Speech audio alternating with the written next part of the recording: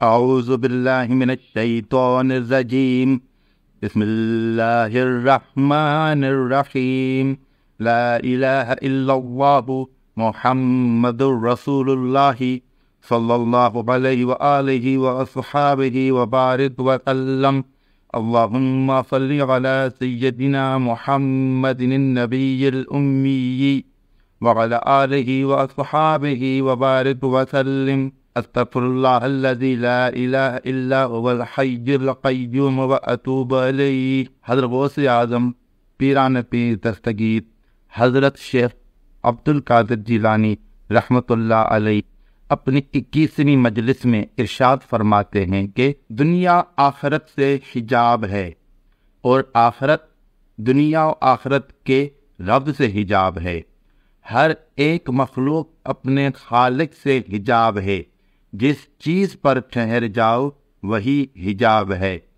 چنانچہ تو خلقت اور دنیا اور ما سوا اللہ کی طرف توجہ نہ کر، یہاں تک کہ اپنے باطن کے قدموں اور ما سوا اللہ کو چھوڑ چھاڑ کر سب سے برہنہ و الگ ہو کر اللہ کے دروازے پر حاضر نہ ہو جاؤ، اس حال میں کہ ذات الہی میں حیران، اسی سے فریاد کر، اسی سے مدد کے طالب ہو کر سابقہ تقدیر و علم و الہی کی طرف متوجہ ہو جاؤ۔ پس جب تیرے دل اور باطن کا وہاں پہنچ جانا ثابت و محقق ہو جائے گا اور یہ دونوں بارگاہ الہی میں داخل ہو کر مقرب بن جائیں اور نزدیک ہو جائیں، تو وہ تجھے زندگی بخشے گا اور خلقت کے دلوں پر حاکم بنا دے گا اور تجھے ان پر امیر مقرر کر دے گا اور تمہیں مخلوقات کے دلوں کے امراض دور کرنے کے لیے طبیب بنا دے گا۔ اس وقت تو مخلوق اور دنیا کی طرف توجہ کرو، تمہاری توجہ خلقت کے حق میں نعمت خداوندی ہوگی، تیرا ان کے ہاتھوں سے دنیا کو لے لینا اور فقیروں کو لوٹا دینا اور اس میں سے اپنا حصہ لینا تمہارے حق میں اطاعت و عبادت اور سلامتی کا باعث ہے۔ جو دنیا کو اس طرح سے حاصل کرے گا، دنیا اسے کوئی نقصان نہ دے گی بلکہ وہ دنیا میں سلامتی کے ساتھ رہے گا، اور جو کچھ اس کے نصیب میں ہے وہ دنیا کی خرابیوں سے پاک و صاف رہے گا۔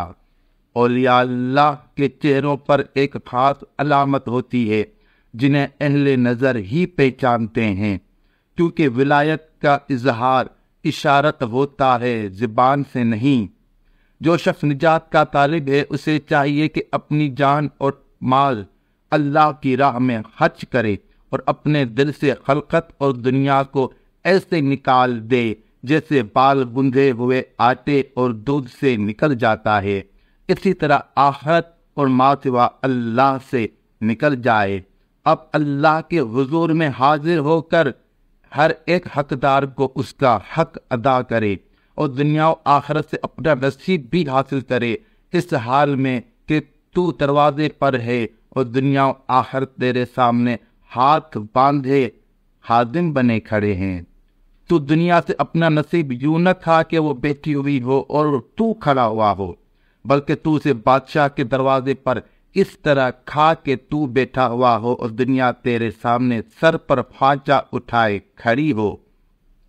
تم مخدوم بن کر بیٹھے ہو اور وہ تمہارے سامنے ذلیل ہو۔ دنیا اس کی خدمت کرتی ہے جو اللہ کے دروازے پر کھڑا ہوتا ہے، اور جو دنیا کے دروازے پر کھڑا ہوتا ہے دنیا اسے ذلیل کرتی ہے۔ تو دنیا سے غنا اور خدا داد عزت کے ساتھ حصہ وصول کر۔ اللہ کے خاص بندے اللہ تعالیٰ سے دنیا میں مفلس رہ کر راضی ہیں اور آخرت میں اس کے قرب میں رضامند ہوں گے۔ وہ اللہ کے سوا کسی اور کے طالب نہیں۔ انہوں نے جان لیا ہے کہ دنیا تقسیم کی جا چکی، انہوں نے دنیا کی طلب چھوڑ دیا۔ انہوں نے جان لیا کہ آخرت کے درجات اور جنت کی نعمتیں بھی تقسیم کی جا چکی ہیں، انہوں نے اس کی طلب اور اس کے لیے عمل کو بھی چھوڑ دیا۔ وہ اللہ کی ذات کے سوا کسی اور چیز کو نہیں چاہتے۔ جب وہ جنت میں داخل ہوں گے تو اپنی آنکھیں نہ کھولیں گے جب تک جنت میں اللہ کی ذات کی تجلی نہ دیکھ لیں۔ تو تنہائی اور جدائی سے دوستی رکھ، جس کا دل خلقت اور اسباب سے خالی نہ ہو، وہ نبیوں اور صدیقوں اور صالحین کی راہ پر چلنے کی قدرت ہی نہیں رکھتا، یہاں تک کہ وہ قلیل دنیا پر قناعت کرے اور کثیر کو قدرت کے حوالے نہ کرتے۔ تو زیادہ دنیا کی طلب نہ کر ورنہ وہ تجھے برباد کر دے گی۔ اللہ تعالیٰ اگر خود بخود تمہارے اختیار کے بغیر بہت سا عنایت کر دے تو تم اس میں سب طرح سے محفوظ رہو گے۔